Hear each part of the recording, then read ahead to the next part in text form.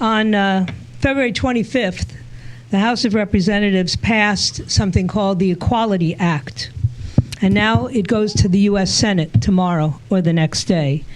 And it is critically important that you contact your senators. In this state, that would be Senator Marco Rubio and Senator Rick Scott, and that you tell them that we, the people of the state of Florida, Christians, Jews, Muslims, everyone who has any faith at all, rejects this bill. We must make our voices be heard, because this will destroy the church. It'll destroy synagogues, and it will destroy mosques. Because what it asks is that these institutions be considered public accommodations. And if we're a public accommodation rather than exempted from that by our religious status, that means that you will no longer be able to hear things preached from the pulpit that are biblical in nature if they don't line up with the secular world.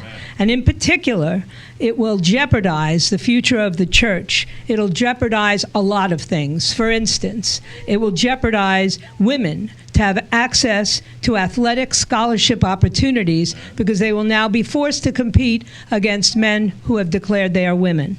And it will violate the rights of the constitutional rights of healthcare providers, who will be forced to do whatever the secular world says they have to do, which means that Catholic hospitals will be forced to perform abortions, or they will be shut down.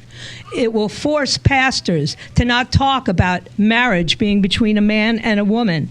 And as you can see, this has begun in other places already. Pastor James Coates was released from jail yesterday. He spent almost 14 days inside of a jail for preaching from a pulpit in Canada, where he spoke about gender marriage and how marriage biblically is between a man and a woman, and he was escorted away in handcuffs. So if that's what you want for us, then just ignore what I'm saying. And if you want to stand for God, then you will contact your representatives. It's too late to contact our congressmen, so go straight to the senators. They'll be voting either tomorrow or on Tuesday.